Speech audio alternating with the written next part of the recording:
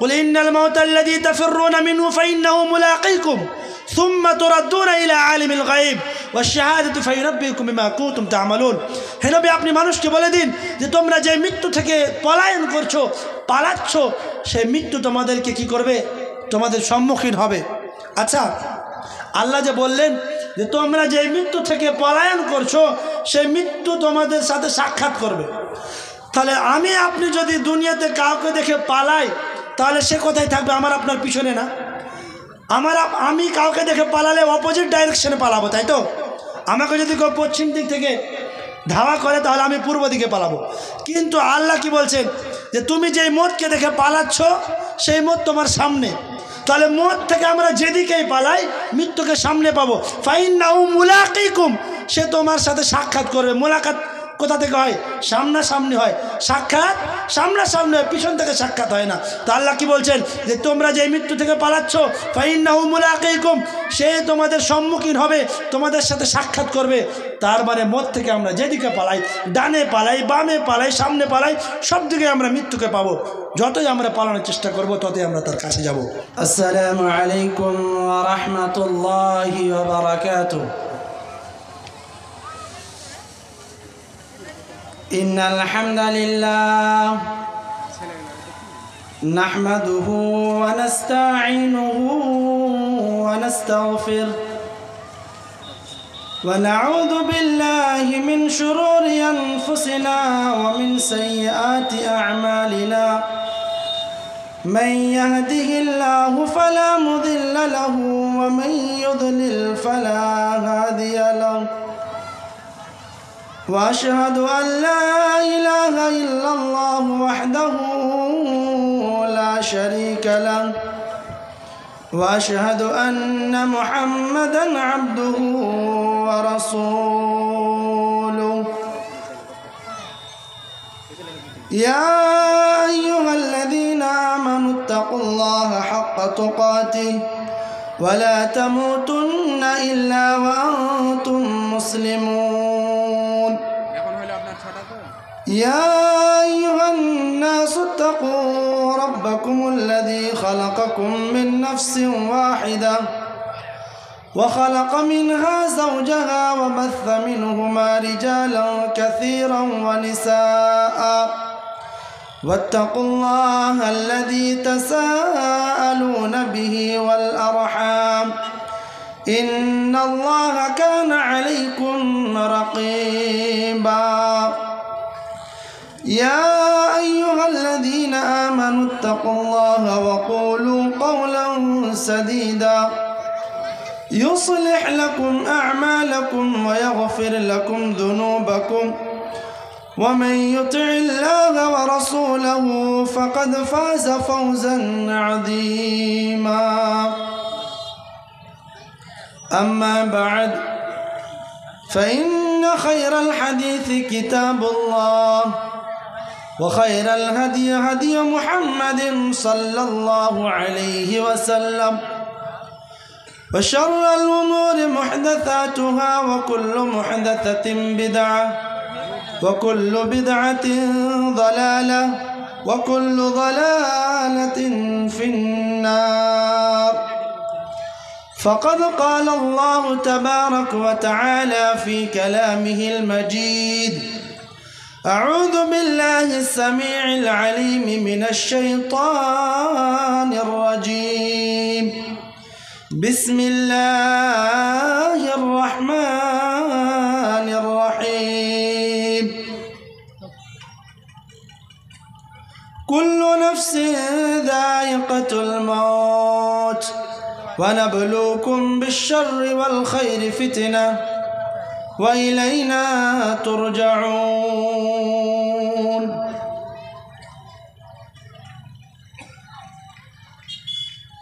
এই জগতের যত সুন্দর সবই তোমার দান। সুন্দর তুমি, তুমি অপরূপ, তুমি মহামহিয়ান। এই জগতের যত সুন্দর সবই তোমার দান। সুন্দর তুমি, তুমি অপরূপ, তুমি মহামহিয়ান। ধরনীর বুকে পেতেছ যতনে সবুজ গালিচা খানি। সাগর মেলাই গভীর নিশীতে ঢেউ করে কানাকানি। ওয়াসিম ওয়াকুল সাগর বারিধি গাহে তবু জয়গান। সুন্দর তুমি, তুমি অপরূপ, তুমি মহামহিয়ান। মিটি মিটি জলে তারার প্রদীপ ওই দূর নীলিমায়। পাখির কুঞ্জন নদীর কুলতন তোমারই মহিমা গায়। এতে যে তোমার সম অধিকার, এতে যে তোমার সম অধিকার, এই যে তোমার ফরমান। সুন্দর তুমি, তুমি অপরূপ, তুমি মহামহিয়ান। অনন্ত অসীম প্রেমময় তুমি, অনন্ত অসীম প্রেমময় তুমি, তুমি বড় মেহেরবান। সুন্দর তুমি, তুমি অপরূপ, তুমি বড় মেহেরবান। এই জগতের যত সুন্দর সবই তোমার দান। সুন্দর তুমি, তুমি অপরূপ, তুমি মহামহিয়ান।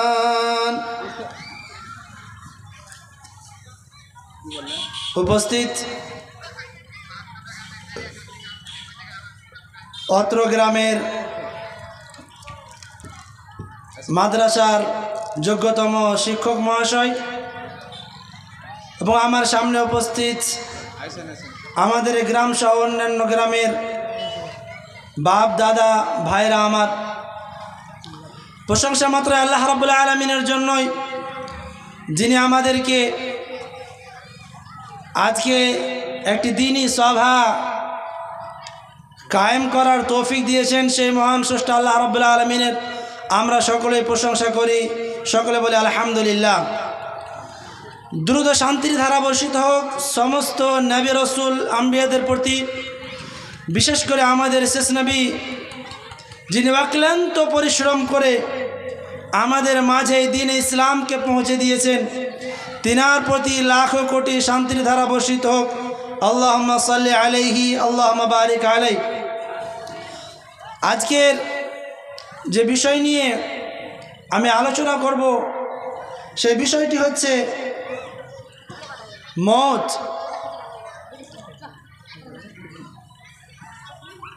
আমি কয়েকটি পয়েন্ট নিয়ে আলোচনা করব। সেই পয়েন্টগুলির মধ্যে হইতে প্রথম পয়েন্ট হচ্ছে মৃত্যুকে স্মরণ করা, মওতকে স্মরণ করা। এই রঙিন দুনিয়ার চাকচম্যে এবং এর মায় পড়ে মানুষ মৃত্যুকে বলে ভুলে গেছে। দুনিয়ার সমস্ত জাতি, সে আস্তিক হোক বা নাস্তিক হোক, সে কোনো ধর্মে বিশ্বাসী হোক আর না হোক, এক কথার উপরে ঐক্যবদ্ধ, সেটি হচ্ছে মওত একদিন আসবে। যার মধ্যে জান আছে, প্রাণ আছে, তাকে মৃত্যুবরণ করতেই হবে। কিন্তু দুঃখের বিষয় হচ্ছে আমরা এই কথাটা বিশ্বাস করলেও মওতকে আমরা স্মরণ করি না। যখনই আমরা এটাকে ভুলে যাই তখনই কিন্তু শয়তান আমাদেরকে পথভ্রষ্ট করে। এজন্য একজন মুসলিম, একজন মুমিনের উচিত হবে যে সর্বসময় মৃত্যুকে স্মরণ করা এবং একে অপরকে মৌতের কথা স্মরণ করানো। কারণ আল্লাহ রাব্বুল আলামিন তিনি যেমন মানুষকে মৌতের কথা স্মরণ করিয়েছেন, ঠিক তেমনি বিশ্বনবী হযরত মুহাম্মদ মুস্তাফা সাল্লাল্লাহু আলাইহি ওয়াসাল্লামকে যেমন নিজেও তিনি মৌতের কথা স্মরণ করিয়েছেন, তার সাথে সাথে জিবরাইল আলাইহিস সালামের দ্বারাতেও নবী সাল্লাল্লাহু আলাইহি সাল্লামকে মৃত্যুর কথা স্মরণ করিয়েছেন। কিভাবে? একটা হাদিস যদি আমরা শুনি তাহলে বুঝতে পারবো। হাদিসের রাবি সাহাল ইবনে সাদ রাদিয়াল্লাহু তাআলা আনহু তিনি বলছেন যে যা জিবরিল আলাইহিস সালাম ইলা নবী সাল্লাল্লাহু আলাইহি ওয়াসাল্লাম فقال يا محمد عش ما شئت فإنك ميت।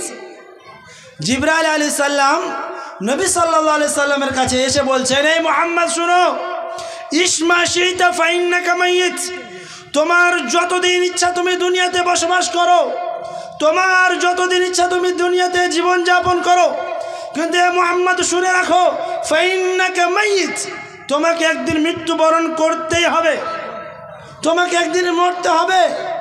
শুধু এ কথা বলে শেষ করেনি, তারপরে বলছেন যে ওয়ামাল মা শিতা, তার আগে বলছেন ওয়াহবাব মান আহবাবতা, হে মুহাম্মদ তুমি যাকে ইচ্ছা তাকে বন্ধু বানাও, তোমার যাকে ইচ্ছা তার সাথে তুমি বন্ধুত্ব কায়েম করো, কিন্তু শুনে রাখো ফাইন্নাকা মাফারিকুহু, তুমি তাদেরকে একদিন ছেড়ে যাবে, তোমাকে তাদেরকে ছেড়ে যেতে হবে।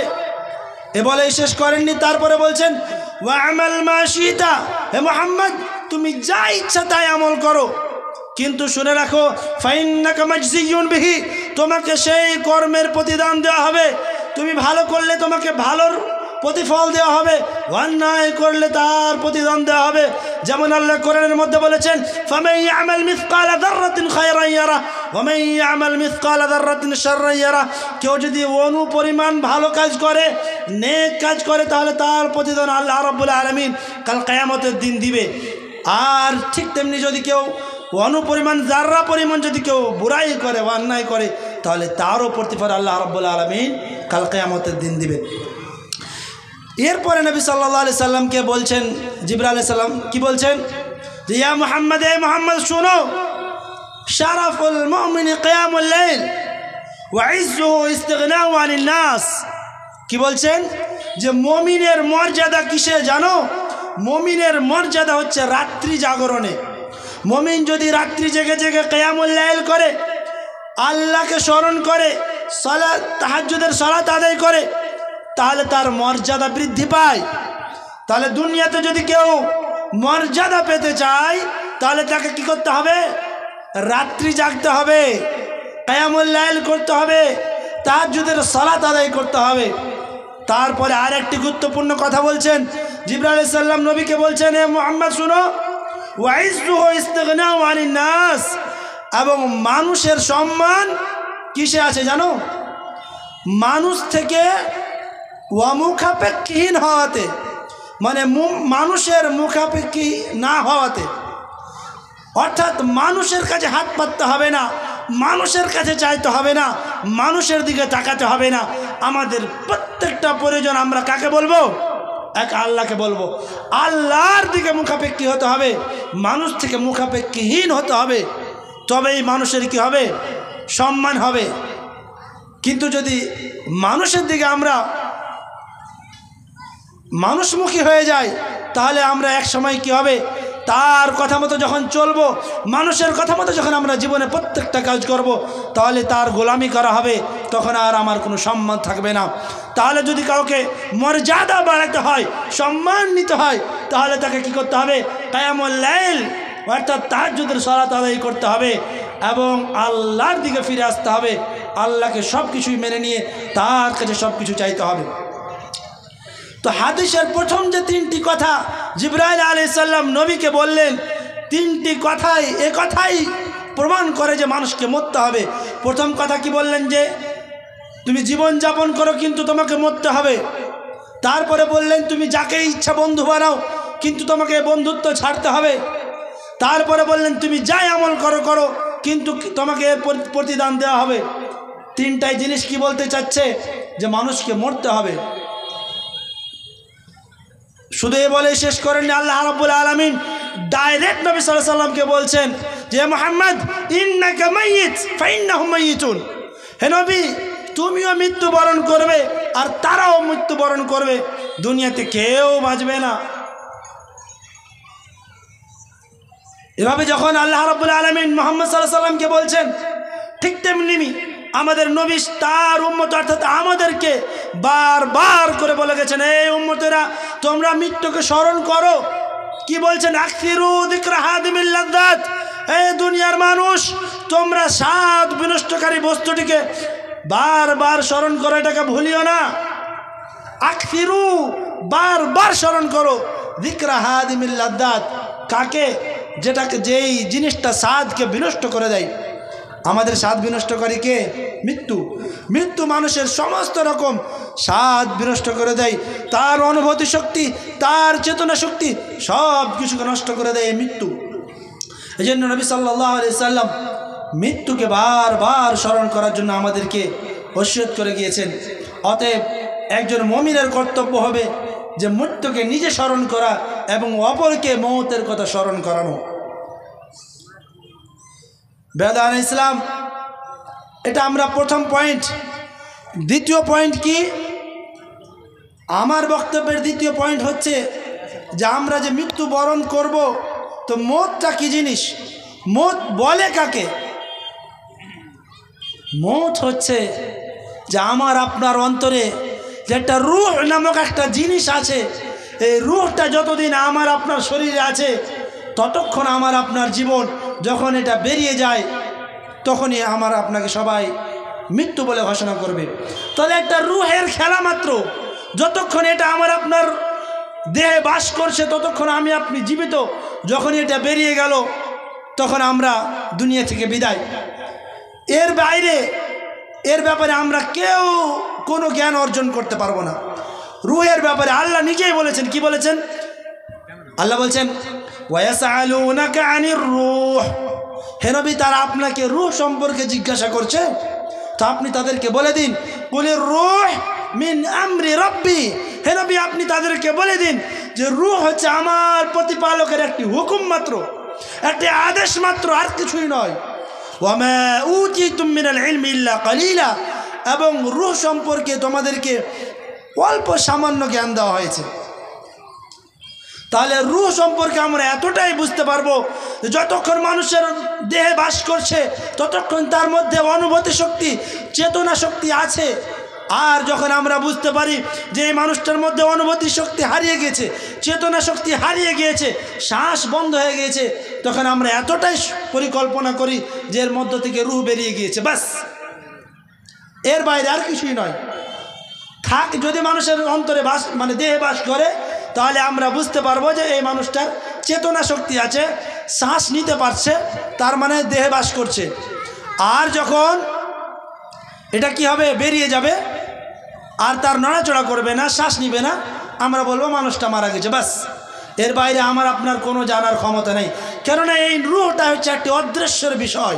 আর আল্লাহ রাব্বুল আলামিন বলেছেন যে ওয়াইনদাহু মাফাতিহুল গায়ব, আল্লাহ রাব্বুল আলামিনের কাছে গায়েবের অদৃশ্যের জ্ঞান কার কাছে আছে? আল্লাহর কাছেই রয়েছে, মানুষের কাছে নেই। আল্লাহ এই জ্ঞান কাউকে দেননি। অতএব রূহ একটি অদৃশ্য বিষয়, যখন মানুষের মধ্য থেকে বেরিয়ে যায় তখন মানুষ মারা যায়। আমার বক্তব্যের দ্বিতীয় পয়েন্ট হচ্ছে আল্লাহ রাব্বুল আলামিন মওতকে কেন সৃষ্টি করলেন, এই জীবনই বা কেন দিলেন, আর মৃত্যুই বা কেন দিবেন? মওত আর জীবনের সৃষ্টির উদ্দেশ্য আমাকে আপনাকে জানতে হবে। তার আগে আমরা আরেকটি কথা জানি যে আল্লাহ রাব্বুল আলামিন মানুষ এবং জিন জাতিকে কেন সৃষ্টি করলেন, এ কথা আমরা বারবার শুনেছি। আল্লাহ কি বলেছেন?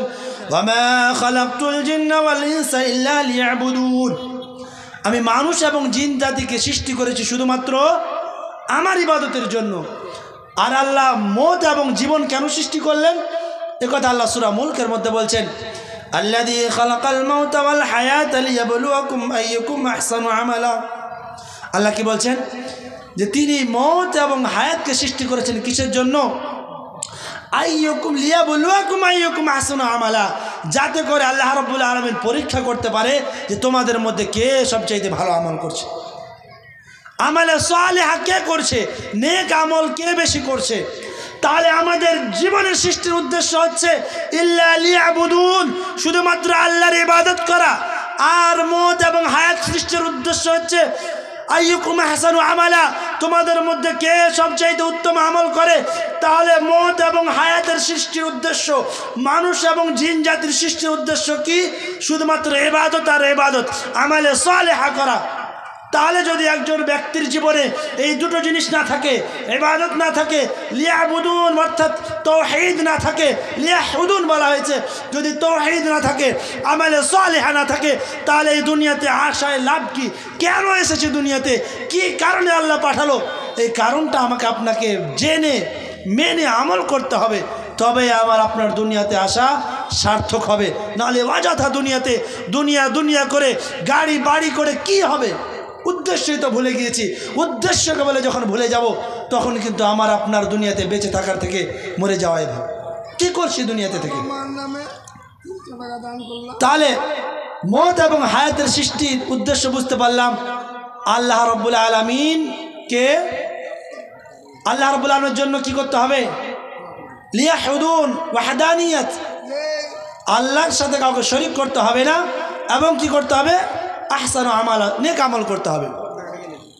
আল্লাহ রাব্বুল আলামিন মানুষকে কয়েক স্টেপে সৃষ্টি করার পরে এই মওতের কথা বলছেন। আল্লাহ কি বলছেন? যে আল্লাহ রাব্বুল আলামিন মানুষকে সৃষ্টি করেছেন, সুম্মা খালাকনা নুতফাতা আলাকাতান ফাখালাকনাল আলাকাতা মুদগাতান ফাখালাকনাল মুদগাতা ইদামান ফাকাসাওনাল ইদামা লাহমা সুম্মা আনশানাহু খালকান আখার ফাতাবারাকাল্লাহু আহসানুল খালিকিন। আল্লাহ মানুষের সৃষ্টির স্টেপগুলো বলছেন যে মানুষ, তোমাকে আমি এক এক করে মাটি থেকে সেই শুক্রাণুতে, এবং শুক্রাণু থেকে সেটাকে রক্তপিণ্ডতে, তারপরে রক্তপিণ্ড হতে সেখানে হাড় বানিয়ে, তারপরে সেই হাড়কে মাংস দিয়ে আমি তোমাকে একের পর এক 7 স্টেপে তোমাকে আমি তৈরি করেছি। কেন সৃষ্টি করলাম? আল্লাহ রাব্বুল আলামিন তারপরে কি বলেছেন জানেন? সুম্মা ইন্নাকুম বা'দা যালিকা লামাইতুন। এত স্টেপে সৃষ্টি করার পর, এতগুলো ধাপ বের হওয়ার পর আল্লাহ বলছেন এরপর তোমাদেরকে মরতে হবে, এরপর মওত। সুম্মা ইন্নাকুম বা'দা যালিকা লামাইতুন সুম্মা ইন্নাকুম ইয়াওমাল কিয়ামাতি তুবআসুন। তারপরে বলছেন যে তারপরে তোমাদেরকে আবার কিয়ামতের দিন কি হতে হবে?